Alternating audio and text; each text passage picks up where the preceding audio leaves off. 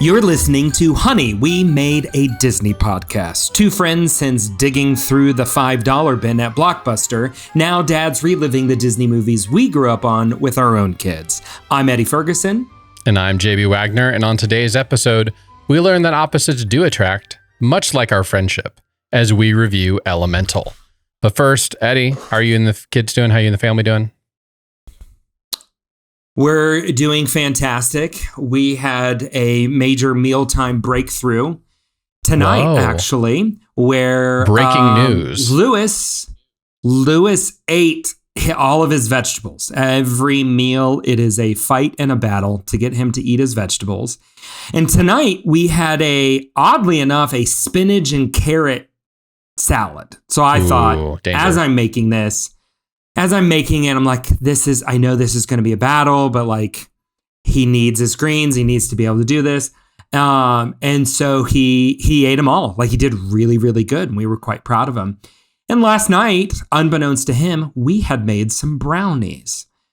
So I thought I will reward him and let him have a brownie. Like, he didn't know this going into it. It was just kind of like one of those surprise rewards. Good job. You did it. But simultaneously, our daughter Eileen is just deciding this is going to be the meal. She doesn't eat vegetables, right? She's usually pretty good. Oddly enough, she's usually really good. But this was the night where she said, no, I'm not going to eat my vegetables.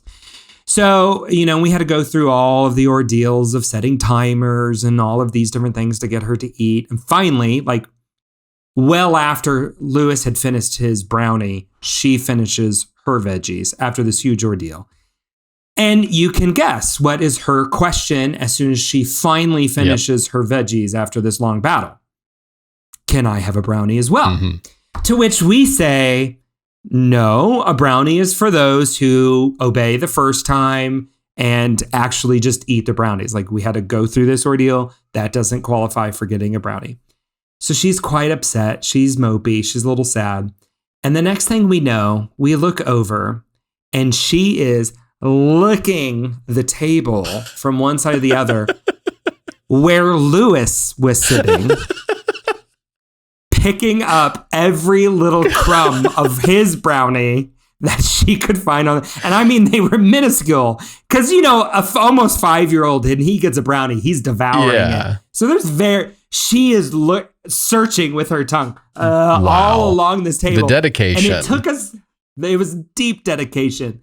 And we look and we're like, you are getting the crumbs. And we just kind of had a laugh. It was one of those moments where you're like, I can't do anything about this because it's just too funny. This is genius. And clever. And it's genius. Yeah, like, okay, I don't get a brownie. I'll clean up the brownie crumbs from my brother. So that was breaking news. That literally just happened. So enough about us and our crazy children at dinner Crazy time. Girls. Yep. Oh, yes. We've got a few Disney news items to get to. And this first one, I just sat down to watch last night. The new Marvel series has come out on Disney Plus, Secret Invasion. I saw it too. I always try to see these when they first come out. You sometimes take a little bit longer. Wait a few days. Me, I'm like, it's Wednesday night. You've already trained me, Disney, on what I should be expecting. And they do a really good job of training you, which we will come see when we talk about Elemental, how that hurt them. Yeah. But I was excited. It's Samuel L. Jackson. He's the main star of this show. He hasn't had a lot of them. Captain Marvel a little bit, but really this is his show. They've led with him in all the marketing and everything like that, which I think was smart. So I didn't totally know what was going to happen. I had to watch one of those 5 minutes of things you need to know before you watch this. And I thought, having so many lead name actors in this was a great decision. You've obviously already got Samuel L. Jackson, Ben Mendelsohn, who's been in a lot, especially as a villain in a lot of films. I love Ben Mendelsohn. Amelia Clarke from Game of Thrones. Colby Smulders is back. Martin Freeman for a hot second, and even the president. I should have written down what his name was, but he was even in this, and I was like, I know who that guy is. And I'm gonna Dylan McDormand. Yes, that guy. I'm sorry, I forgot his name. You know what I was thinking of when I saw him? I was thinking of the Family Stone. Family Stone, but also Angels in the Outfield. The deadbeat dad. He's the deadbeat dad in that. He's just a cool guy. Anyways, I just always think of him as Family Stone. Eddie, you knew exactly that I would appreciate that callback. I think that alone carried this higher than a lot of the other Disney Plus shows, especially Marvel-based Disney Plus shows that they've made out there, because we had really solid actors, or at least people that I trusted on camera, doing pretty good. You mentioned Olivia Colman, right? Yes, Olivia Colman, the Queen. That was the first thing my wife said. It's the Queen. And I mean, this is just me thinking off the top of my head. I can't think of another Marvel series that's had an Academy Award-winning actress in it. We'd have to go look. Someone can text us right now. Yeah. While we're recording this, that they're not hearing live. But I mean, that adds the caliber. I think that reinforces what you're talking about. She was a scene stealer. She was great. Yes, every moment she was on, I was like captivated. Give me more. By Olivia Colman. I hope she comes back more. So what were your reactions to this? This was fantastic. Like, I went into it with serious trepidation because I've been so let down. And I ended, actually my first comment as soon as it ended was, I wish they were doing the binge method from Netflix. I think this would be a binge-worthy show. I'm nervous that it's just going to drag out a tad too long. And I just feel like this would be a really good one to just kind of watch them in more rapid succession. But I don't think they're going to start doing that until the Echo series this fall is when the first binge method is going to be used. Yeah. Do you know any? So the Echo one, that's what they're going to drop all at once? Yep. They're just going to drop them all. Which for that one seems like it might not be for a good reason. Right. That they're going to have it. I'm having trouble finding out how many episodes of 6 episodes. This series is going to have 6 episodes. So it is a lighter one too. It's on the lighter end. We got 9 from She-Hulk. Granted, that was a shorter, it was like sitcom style. This episodes. Was a 50 minute episode. I still felt like I wanted more. I don't know how to really put it, but that's been the case for every Marvel series. Has been like these episodes feel a little bit like not a little bit short. Some of them do feel short, but I just want more. Like it takes a while to really get going, even though we have a major character ending. Are we going to say spoiler alert on here? Should we? No, I think we should save it. I have a feeling we will do a full review when it's done. Then I'm going to have to save all of my reviews about one actor in this, which I didn't feel like wanted to be here at all. Was like happy to just make their appearance and then be done with their time. But yeah, and I think that's a part. There's some there's like 2 big things that happen in this first episode that I think shocked a lot of people, at least me in particular. I was like, what? They just did that? So yeah, I don't want to spoil it. I think there's enough people who may not have seen it. And we'll hold those. I think we should hold those. Can we at least talk about the Russian dude at the front? He was a little much. That Russian, that the whole part where he's like speaking about like undercover people and stuff like that. I'm like, you thought that was a bit much? I had the exact complete opposite reaction. He was the worst moment of that show, and it was right up front, which is sad. I disagree wholeheartedly. I was like. One, I love his voice. I was like, man, they got this guy just for his voice. And I thought it was a great way to start a series that is about conspiracy, that's suspicion, that's spy, just kind of give a little bit of the crazy conspiracy lunatic guy. So here's the thing. I thought it was a brilliant way to start it. Here's the thing. If you're going to go crazy conspiracy guy, you need to go Murray in Stranger Things. Like, that's what you want out of a crazy conspiracy guy. This guy played it too straightforward I know, you got to believe me. And he doesn't he's not funny while he's doing, like, he's not like over the top.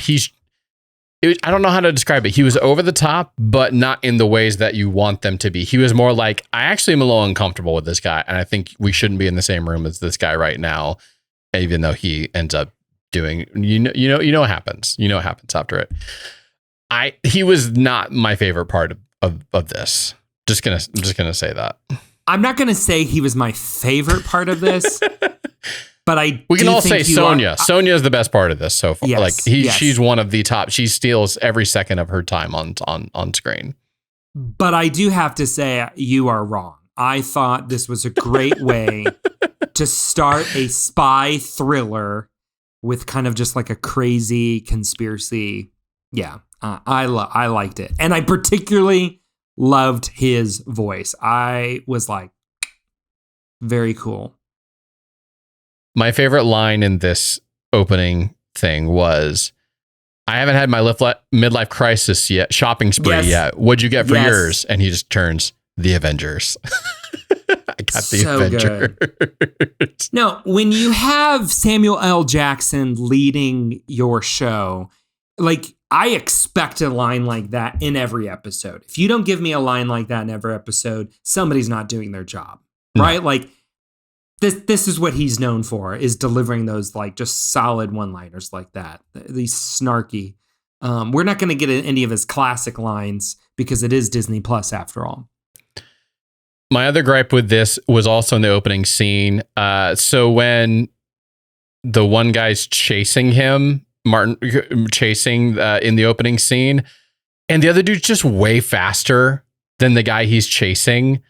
And he was like slowing down. It gave me vibes from the Obi-Wan series with the little girl. It's like, no, man, you're faster than him. You should have already caught up to get him. And I was just like, so the opening scene kind of didn't leave me deflated. I was just like, this could have been a lot better. Oh, there's some intrigue because it wasn't him and stuff. But the opening scene, but then from then on, the moment Samuel L. Jackson walks in, from then on, I'm like, okay, I'm in on the rest of this. Oh, we get Sonia, we get Amelia.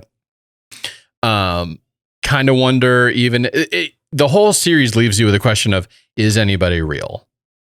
Yes. We might find out that someone in the front half isn't real in the very, very end. So I wonder if that's going to kind of how I'm going to react to that as it goes along. Is it going to hurt it in the long run because I'm always questioning that and I can never trust anybody? Or is it going to be really fun and entertaining? But that ending scene, everything, the chaos of it all, definitely was pretty intense. The way that they left this thing, I'm like, okay, why did you want why did you want these two people to see this thing happen? Why was it important? Because, it's hard to not talk about the thing, but we'll save it. I'll just save my notes. We'll talk about it more in depth because there's so much I want to say. But you get with me, right? That the person this is going to be so horrible for people to listen to. Are you with me that the one person that doesn't make it through this didn't ever really want to be in this?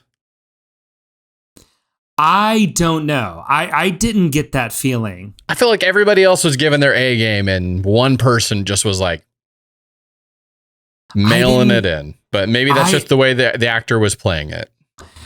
Actress, you don't know who I'm talking about. So here's what I'm picking up is you still came into this with hope and excitement. And I came into this very skeptical, dare I say cynical. And so I was like, oh, pleasantly surprised. I feel like you came into it with expectations and were let down. So we may have felt that we may have had the exact same experience. We're on even ground, but because you were higher before and you had to come down and I was lower and had to come up, we feel differently about the same ground. If you would have asked me before this started, I would have said it's a Marvel series and it has a high potential of being bad because a lot of them have not been great. I think that having the list of actors in this raised the floor for what I expected for how bad it could be. So to that, I think Yeah. you're probably right that you probably were more afraid and nervous about it. And I think I was like, of all the series, this one should at least be tolerably, even it should be good, like just good. And I think so far for me, it's hit it. I've mostly been griping because we got to gripe about something on here, or else it's just not a fun thing to listen to. I enjoyed this, and it was better than a lot of the stinkers that we've had where it's been like, are we going to get to something eventually? There's been big moments in this. Yeah. I'm just calling out the Russian and the opener could have been better. And the one of the actors, it just seemed to me like they did not want to be in this, and they were happy to get their one paycheck and then move on. But I can see what you're saying now. Like after I've thought about, like, there's a few scenes in there where I could see that. I'm intrigued to see what the rest of the series. We've got 5 more episodes. It raised the stakes, so they did their job, but just their job. Yeah. You put in here an interesting piece of news about this series that I am totally unaware of. So what you have said here, this is the first time I'm hearing about it. So about Secret Invasion. Yeah. So some news came out that Secret Invasion used AI for a pivotal point in this film. Maybe not story-wise, but they used AI to create the weird, trippy, like intro for this thing. The credit for the credits. They somehow used AI for this. So The Verge has this interview, or did some digging on this. I believe it was The Verge. And so that whole thing 100% looks like somebody typing in prompts in not GPT, but like Midjourney, and just saying, what if Samuel Jackson is a scroll in the form of Jackson Pollock or something like that. Like one of those prompts. I don't know if you've ever tried any of these AI things, but it looks like it. But my thing is that these services aren't at the point yet where they can really do video that, or even at all. So I'm like, what did they use for it? Was it just creative? Like, hey, give us something and then we will comp it and create the animation. They're very hush hush about it. So most of these intros, the studio themselves don't really do it. They kind of outsource it to another creative agency. Hey, you guys make this so we can work on the meat of this thing. But if it's an intro, it's going to play through the entire series. But it's just funny that right now, in the middle of all this fight with writers and studios, and one of the big tenets is they don't want AI to be used at all. Right. That a studio just comes out and says, you know what, we're going to use AI and we're not going to be ashamed of it. And obviously Disney knew what was happening. They had to sign off on it. But now they're getting some heat from it. Now the big thing that they were saying was, so Method Studios is the studio production house that made this. And so the VFX house, according to The Verge, says that they used AI generated images, but it didn't put any human artists out of a job. And like, that's a very specific wording. And they really danced around the whole issue. A lawyer wrote that. Oh, 100% a lawyer wrote this. And it sounds like the head for the studio kind of at first said, I don't know much about this. I don't know anything. And then he comes out. So Dolly is the one that they used. And then he comes out and said the entire process, guided by expert art direction, encompassed the initial storyboard phase, illustration, AI generation, 2D, 3D animation, and culminated in the final compositing stage. And I'm like, so you used it on everything, but you're saying that it didn't take visual effects. And I'm fine. Like, if you want to go there, just go there, knowing own it. You're going to start setting a fire. I know VFX doesn't have nearly the guild representation or backing, because then a studio will just outsource it to another country. But it's just interesting that they chose now to be like, oh yeah, we're totally going to use AI in the moment where we're fighting people about AI. It is interesting. The opening sequence struck me very Bond-esque. I don't know if you felt similar. Like, it was just kind of that style of a Bond intro. And yeah, very trippy. So Yeah, this is raising lots and lots of interesting questions. I think it's only going to get hotter. Right? SAG-AFTRA's about to strike, which is that's a big halt on everything. Yeah, tell us about it. Well, SAG-AFTRA is the like the SAG Awards, the Screen Actors Guild. They are the acting guild. So like you cannot work on a TV movie without like as an actor without being a part of that guild. And so they're feeling that their guild members are not getting the same representation in streaming and what they are due. So I can't remember what the timeline is, but it's getting awfully close where they're saying that they're going to strike, which means you have no writers and you have no actors. Hard to make anything without either of those groups. So the SAG contract expires June 30th. So we are days away from that right now, even as we're talking about it. 4th of July weekend. And this is big news, and it's already starting to trickle into things like ComicCon. There's a lot of people pulling out of ComicCon right now. The big first one was Marvel is just not going to be there after they like owned it last year with all of their releases. There's lots of studios that are already starting to pull out of this. And a lot of it is due to one, the writer's strike, and now the SAG strike that's imminent. It seems like DC might still be going, but they're kind of the only ones going at this point. Yeah. I mean, what I was reading was pretty much everybody else was pulling out. Like there was Netflix, Sony, HBO, and Universal are all skipping Comic-Con, which is like the biggest nerd fest. Like this is the moment to get the uber fans of all of your worlds and play and franchises to get all stirred up for the year. I mean, I how many times have you? I mean, now I have, like, as Comic-Con's going on, like you're scouring YouTube trying to grab, what's happening and new trailers, new trailers, all these different things going on. Like it is a big deal. It's really what excites in the midst of the summer, excites what next summer is going to hold, So it is interesting. I think that there's also, I think we're just seeing nobody knows what end is up. The landscape for all of this is changing so dramatically, and nobody knows what it's really shaking out to be. I think, if you look here, I just put it on our news list right before we hopped on.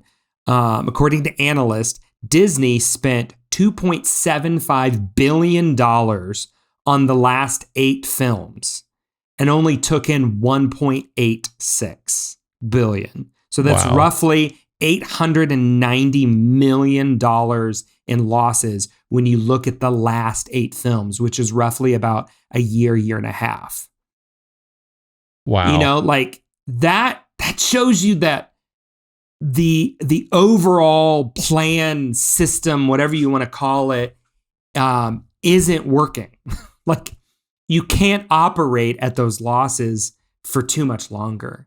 And a big part of that is, we now only make tentpole movies. We only make these huge, if it doesn't make a huge amount of money, then it's considered a failure. We're not making these films anymore. And so looking at the last few films, I don't know how much of these count according to these numbers, but you've got are they counting Pixar films in there too, or just? I believe so. All Disney owned properties. Let's not count Elemental because it or Little Mermaid for that matter. Well, we can count Little Mermaid, but we got the Little Mermaid. Peter Pan and Wendy was direct straight to Disney Plus. I don't think it counts. So we got Strange World. Wow. They actually don't have that many films like Lightyear. They didn't have that many films. Turning Red. They've got a lot that they sent straight to Disney Plus. Like they don't have a ton that they've actually sent to theaters. And I guess like The Little Mermaid is doing really well and it's made them a lot of money, but I would not say it's doing really well. What are its numbers? Like, you compare this to some of the other live action films. No, I mean, it's made 500 worldwide. So it's not nothing, but it's also not a ton to compare to when you're making like $1 billion from right. Some of the other ones. Right. And I think that's the point that I'm trying to make here is Disney got itself, and not just Disney, most of the studios, they got themselves addicted to, $1 billion every single time. And they, put these movies up to budgets that they needed to make that in order to really turn a profit. I loved it, but Avatar Way of Water, like we all knew going into this, if this doesn't, become like at least the 5th highest grossing film of all time, they're going to consider it a flop and they won't make any of the other ones. Like, you're right. We forgot to mention Avatar was a big one. We had all the Marvel films that have come out over the past year. Forgot to mention those as well. Like, we can't forget that those also were there too. Just wasn't on my quick finding list that was on here. But most of them kind of underperformed to what they were kind of hoping to do. I think that speaks to the two things that we've been talking about here, that actors and writers are no longer making the money that they once used to make, partially due to streaming contracts and just not knowing how to make those the way that they could make the most money off of it. And studios just aren't overall making as much money as they used to, and people aren't going to the theater as much as they used to, even if we had an amazing summer last summer, held up mostly by Top Gun Maverick. Right. I saw an interesting clip from when Matt Damon was on the Hot Ones, where they eat the spicy foods. Yeah. And he talks about how, as he was coming up, as he became a star, like his bread and butter were these more like rom-coms or simple stories that they knew going into it, they weren't going to make their money in the theater. They were going to make their money on DVD sales. To go back to our opener in the $5 bin at Blockbuster. Like, see what you did there. DVDs made money, right? Like individuals. So we got a greater diversity of movies because they didn't need to draw people into the movie theater in order to make all their money. They could have this long shelf life and make money on DVDs, and they could make money on syndication. TNT will play it and they'll get a hit. All of those are gone now. Like, cable is not what it used to be. We're not buying individual DVDs. We're just paying the $12 a month for a streaming service. Like, we're complaining about it being now $15. Yeah. If you want the Netflix package that also lets you have HD and watch it maybe on 2 machines at the same time. Now you're paying like $15, not the $6.99 that they do. But we're complaining about it because we don't want to spend that much money. But at the same time, like, we'd be spending that much money on to DVDs. rent, to DVD, to buy, to rent on Redbox. And I don't know, maybe we need to, it seems like nobody's happy right now. The audiences aren't happy. The studios aren't happy. The actors aren't happy. The writers aren't happy. Who's happy right now, Eddie, about the content that we're getting, about the movies that we're getting? The CEOs of these studios are still happy because they're getting massive paychecks. The guy for HBO and Warner Brothers, it's insane what he's making per year. Zaslav or whatever his name is, like he's all of them. He's making buku money. Iger's included in all that. Like, the amount of money that those guys make. And that your industry is struggling, your individual company is struggling. So you asked a specific question. That would be the only people in my mind who could be happy in this scenario. But you're right. Like, who's happy? Everybody's upset. And I guess that's what we've brought up multiple times. the current system just isn't working. And the streaming, nobody's figured this out. Nobody's kind of like clicked in and figured this out. Netflix would be the closest one. But they've been the leader in all of this. Every turn, people are just following Netflix and what they're doing. Sometimes try to zag by like actually having a normal release schedule than they do, but instead of dumping it all at the same time for binge watching. But every time that they make a move, like, hey, oh, now it's just about subscribers. Now it's just about our profit, our shares. Now it's about profit. And turning to profit has been one of the harder turns for them, because before it was printing money, and now they're like, oh wait, we have to make money off this. And I think they're the only ones doing it. Maybe they're just proving that they're the only ones that really know what they're doing, or have a plan out there. Well, and I think that'll be interesting. I think big studios are going to wise up and go, we can actually make money if we just license this to Netflix. DreamWorks, right? That's what DreamWorks is doing. Yeah. And so it's like, how long is it going to take for others to wise up and just go, you know what? The overhead and the cost to run our own streaming service is ridiculous. It is just easier and more lucrative to just license this to somebody like Netflix. Eddie, do you think that they will go back to trying to sell movies individually? Do you think that's ever going to be back on the table? I don't think it's ever left the table. But as the dominant form, like, are they going to be like, you know what? If I'm Disney, I'm just going to go, you know what? If you want our movies, go buy them. We're going to back away from Disney Plus. We're going to go the old school. You got to buy it from us. The short answer is yes. I do think if it happens, I would not be surprised. They are greedy. They want money. I think it'll take a lot for them to get to that, but I wouldn't be surprised if they do it. I think there's other things they would do first. Yes, I think. Yeah. I don't see but how video on demand, like they release digital first. So they're making money somewhere on that. Like that is lucrative enough for them that they give that a decent window before it drops on one of the streaming services, all the studios. I think that they've had such a backlash now it's not a perfect system, but when they've done like what they did with Mulan, you can buy it same day as it's in theaters. Black Widow as well. People were kind of mad about that, having to pay that much money. Now, granted, when you actually buy the movie, when it's available to buy as a digital product, not early window release, but like on a normal schedule, it's closer to like $20 or whatever. And then you've got rentals that come in around $5 or $4 or $2 if you're at Redbox. I don't know that I can see a world where there isn't a Disney Plus anymore, or there isn't, like, Amazon doesn't have their streaming, like you can ready to watch if it's a Prime Video now, like ready to watch. I don't know that I see a world where there's not like an HBO Max that's got all of Warner Brothers content or Peacock. Like, they've put so much money into this that it's not like a theme park ride or a Star Wars theme park ride where they can just ride it off and start planning on how to repurpose the land later. Yeah.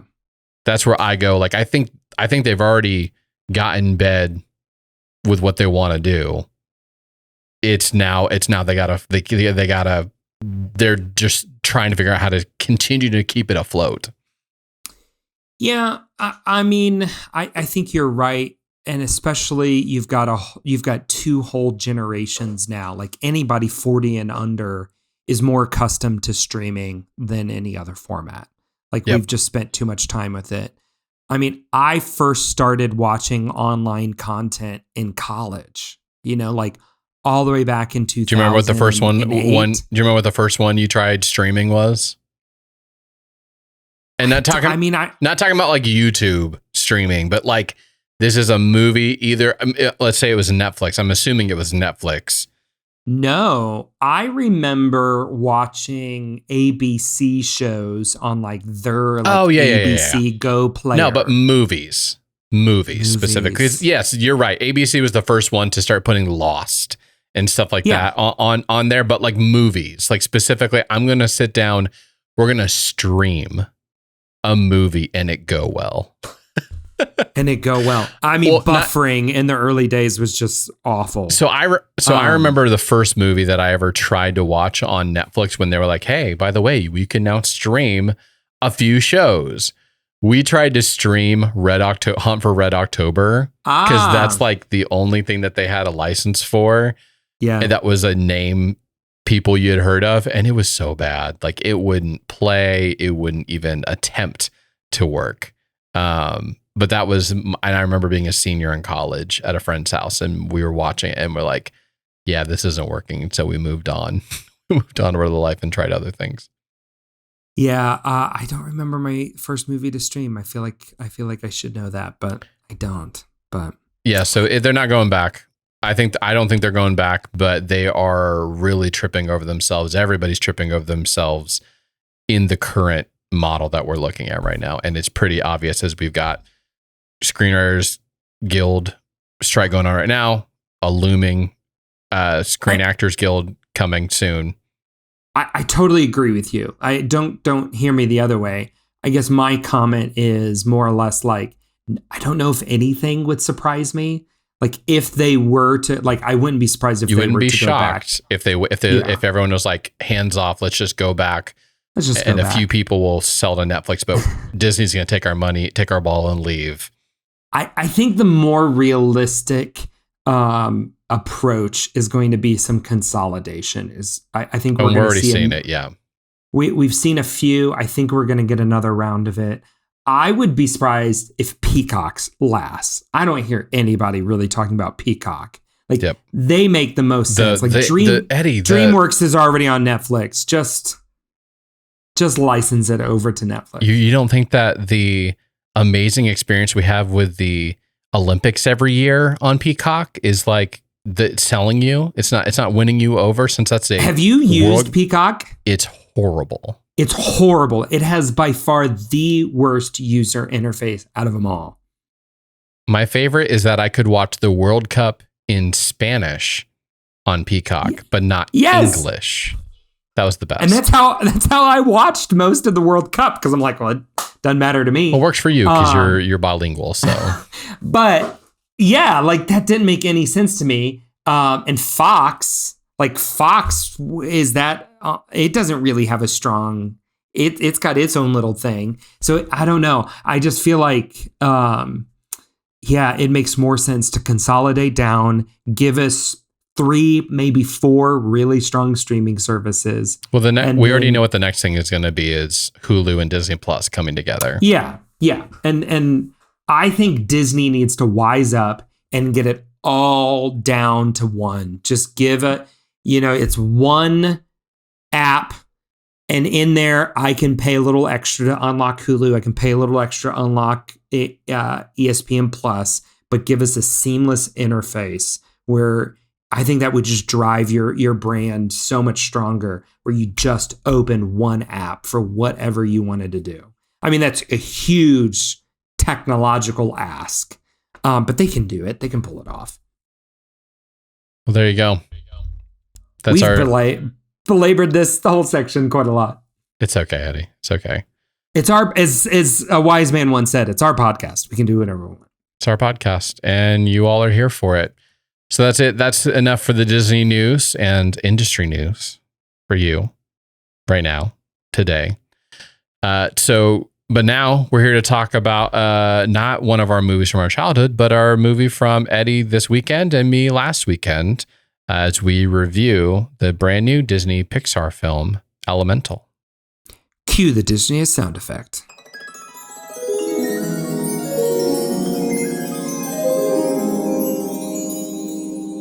Okay, the IMDb description for Pixar's Elemental is this. Follows Ember and Wade in a city where fire, water, land, and air residents live together. I don't have time to talk about how bad this is because I don't think it's real. I don't think this came from Disney. I think this was like user generated. Follows Ember, like Elemento follows it. Like nobody put time and thought into this. This isn't a real one, so we're just going to ignore it. Not a way to start this. Okay, Eddie, we had basement expectations for this film, Elemental.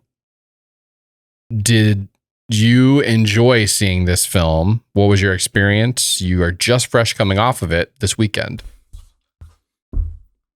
Well, I must say, we got an unexpected date night. So there's a bit of, it was a skew because I actually got to go to a movie with my wonderful wife. And that was a great experience. But we both walked away from this going, that was really nice. That was a lovely little movie. Really nice is a perfect word. Perfect. Yeah. Really nice. We were like, we really enjoyed it. But we both kind of went, we're not blown away. We're not like, oh my gosh, you have to go see this movie. This is so amazing. Did the sky high expectations help, or the rock bottom expectations, more like it, make this more enjoyable than you thought it? Like, did that help it? Like, oh, I had low expectations and it exceeded it. Great. I think it did. I think I had already had kind of low expectations going into this. And I think I told you, one of my favorite movie reviewers when he reviews a movie he doesn't really enjoy, he pretty much asks any question he can around it without actually talking about the movie. Like, if he really likes this movie or not. Like, he doesn't fake it. And so when I watched his review, or like he's interviewing the different actors and stuff, it was pretty obvious he didn't like this. So it like even lowered it even more for me. So I went into this somewhat skeptical. I think two things helped. Yes, it was kind of low expectations. I think the other thing that really helped was the short at the beginning of this was really good. I'm a big fan of Up in general, the Carl character, like even the Doug shorts that are on Disney Plus are some of our family's favorites. So like you endeared me pretty quickly. I didn't know until like the day of that it was a Carl short at the beginning of this. It threw off my son. He was like, wait, Dad, where's the Fire and Water movie? Yeah. Are we seeing? This is Up. Where's the Fire and Water movie? I can see where that was confusing. It's like, don't worry, buddy. It'll be there. So yeah, I mean that all helped, and I mean there's a lot of elements that I really enjoyed in this, but overall that was my first impression. This is a really nice movie. I'm curious. You took him to go see it. We walked away going, I don't think our kids would like this movie. He liked it. My son enjoyed it. I really enjoyed the animation on the fire. I thought the fire was beautiful. I thought it was elegant. Anytime you're in Firetown and interacting with people, I really like that. The glass blowing, especially, and how they weaved that element into it. We are big fans of the Netflix series Blown Away, the reality show, where it's a glass blowing reality show. So I think that also played into it. I was like, oh, the different colors that she was doing and stuff like that. How her temper would blow up and then she would go pick up the glass pieces and put it and mesh it back into the thing it was. So I think that really worked. Everything that they did kind of with fire and that world, I really enjoyed. I'll say Wade, he grew on me throughout this and kind of just won me over. And I wondered, Eddie, did you feel seen having a representation of somebody who cries a lot as a lead character? Did you feel seen in that moment and be like, this guy is me crying over nothing? Yes, it is. I didn't have that thought in the moment, but now that you say it, yes. I am an empathetic crier. I can't help it. I actually empathetically cried today. Over the brownie? They were so good. In front of the whole church. It was, now it's to the point where like it annoys me when it comes up because it's just like, ugh, why do you cry at everything? But I can't help it. So I thought that was hysterical and really enjoyed that little tidbit. I guess until now, like you truly are, you know me well, because that's me. So here are some of my issues that I have with it. And the big one for me is the plot, which they completely avoided in all of the marketing for this film. Probably, I don't know if it helped because it still did not make very much money. We'll get to that point at the end of this. But this was sold as like a Romeo and Juliet kind of a story. Maybe a little bit of like, who can tell you what you can really be, but it's like, it's supposed to be a love story. It's a part of this, but the main plot being she's trying to fight a government inspector's shutting down her dad's store that he built by himself.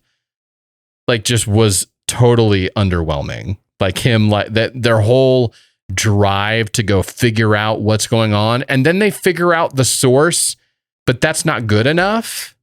Like they figured out the solution. It's not her family's fault. It's whoever built that dam and there's a giant hole in it, but somehow she's still responsible because the construction people don't like Wade. That shouldn't be her fault.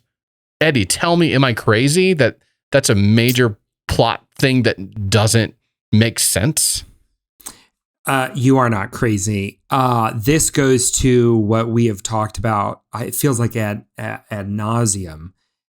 Where is a villain? Give me conflict.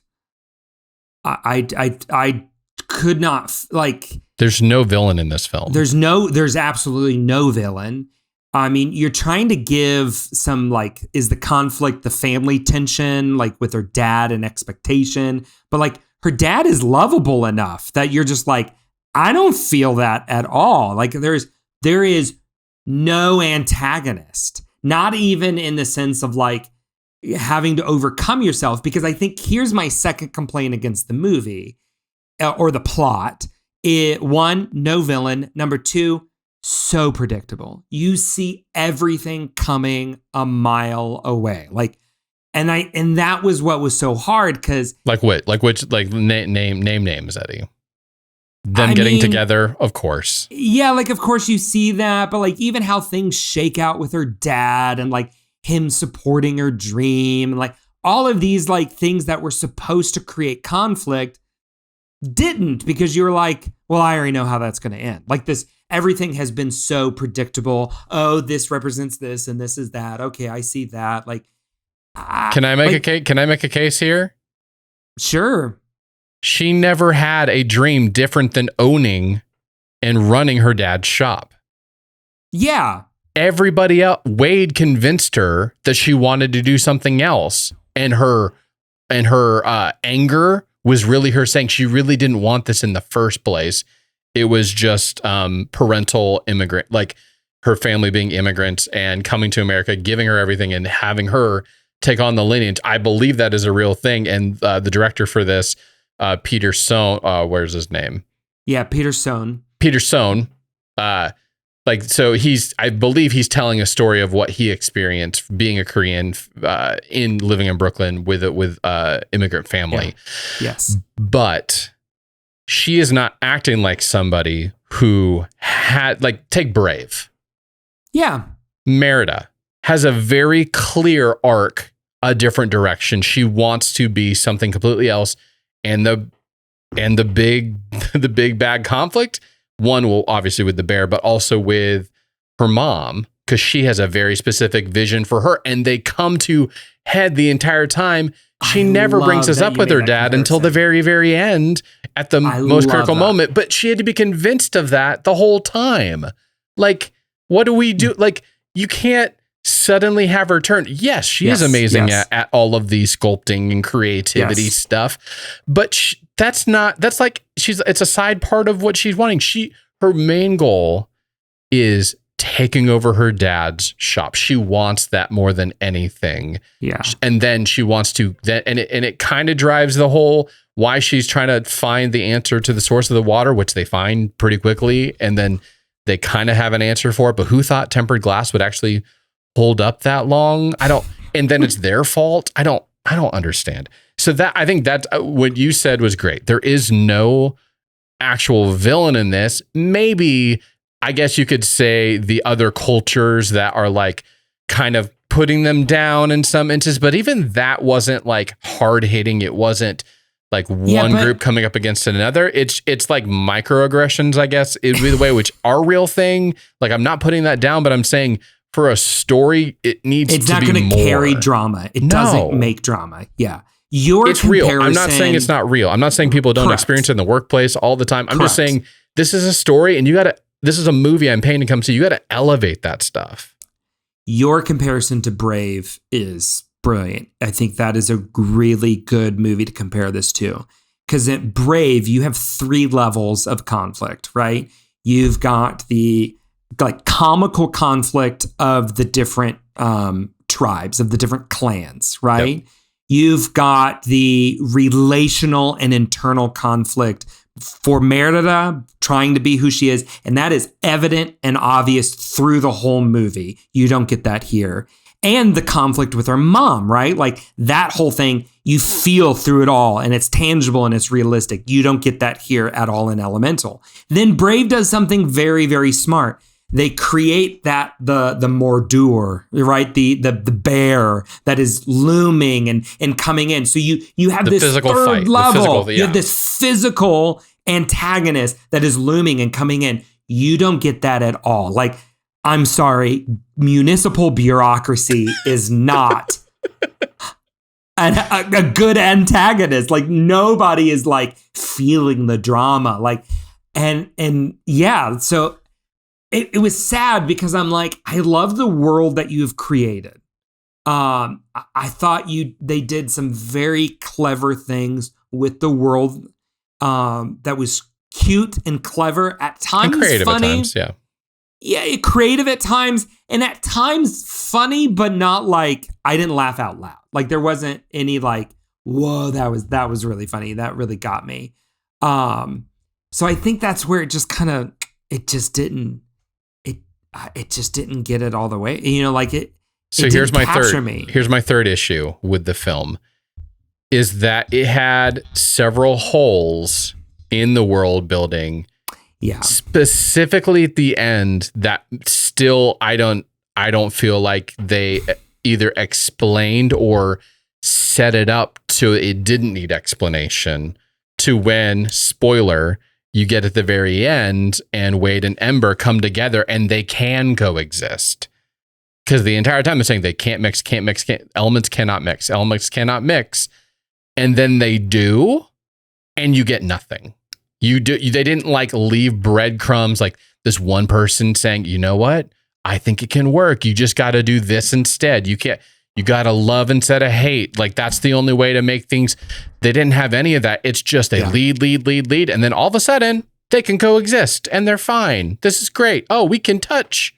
Awesome. Well, like what? The heat of our love keeps me from putting out your fire. Well, okay. So we're just going to get into massive spoilers here.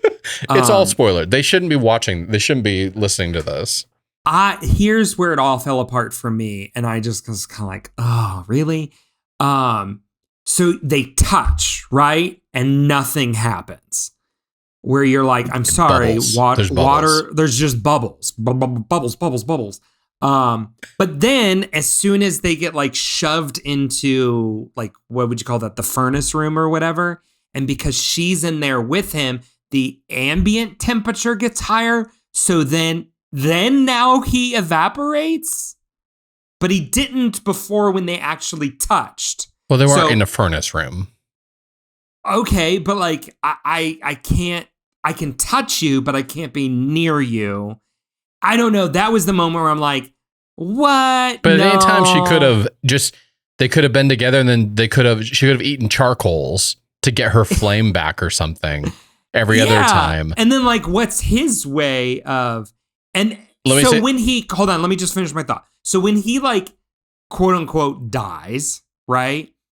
That was so anticlimactic for me. Talk about like predictable. I'm like, he's going to come back. Like there's just no way that this is how this ends. Like after this, like after I finished the movie, I kind of wish, I thought back and I'm like, they should have killed him off there. Like that would have made this a much more interesting, intriguing storyline. Okay, so this is the one place where we disagree. I thought they actually were about to kill him off and make it a really sad ending. And I actually, because I had grown to actually care about Wade throughout this, he just kind of grew on me. There's other actors that like you are annoyed by them, but then by the end you're like, okay, I just love this guy because he's in my life. It's like me. It's like Eddie. Eddie's the character that I was thinking of. Yes. So when he did come back and they had to make him cry to come back, I enjoyed that. I'm not gonna lie. I kind of enjoyed the crying to come back. I did enjoy. I thought that was really clever. But yeah, if you didn't think he was going to die, of course you weren't going to be like upset in that moment. Yeah. So I want to, don't get me wrong. I do like this movie. It is definitely far better than Peterson's last movie, right? His last movie was The Good Dinosaur. They gave him another movie after The Good Dinosaur. They gave him another movie after The Good Dinosaur, which is crazy to think. I would be shocked if he gets another one after this.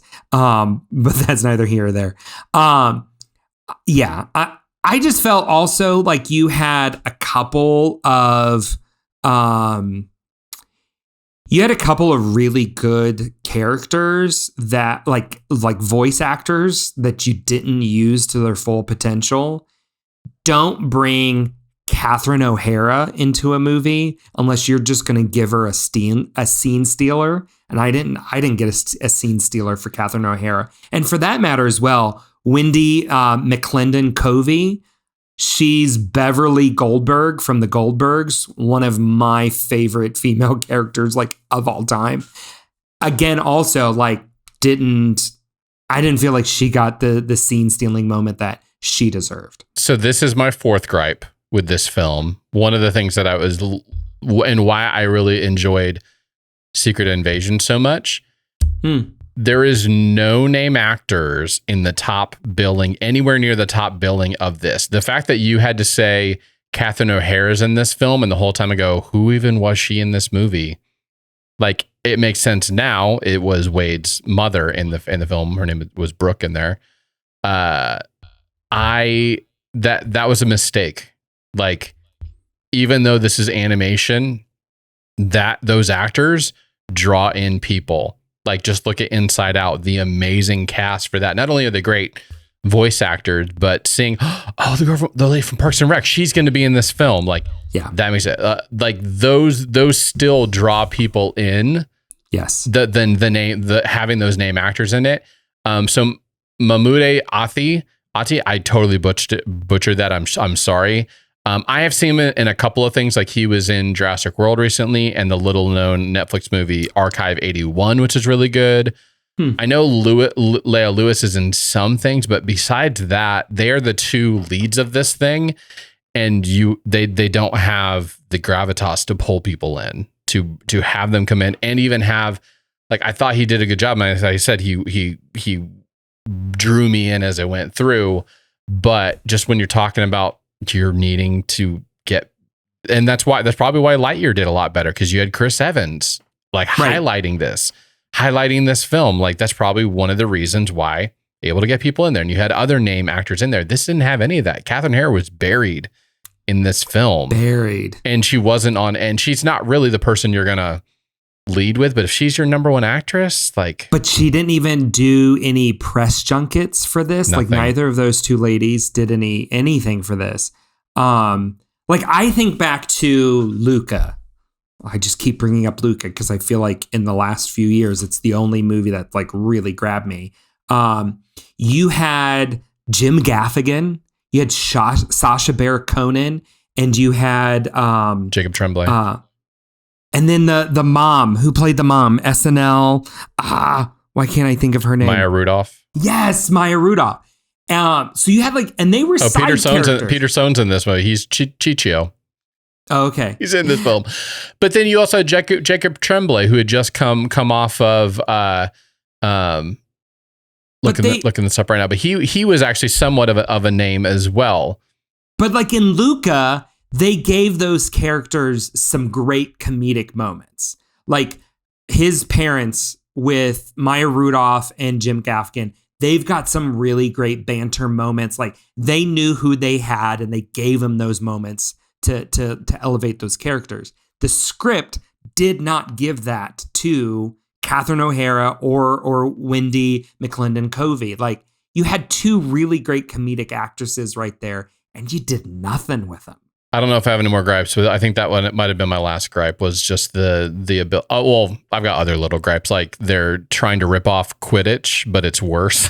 It's just like, it was so lame. Like, this is so not true. Funny. They did nothing with, they don't say Earth. They say land. Is that what the trees are?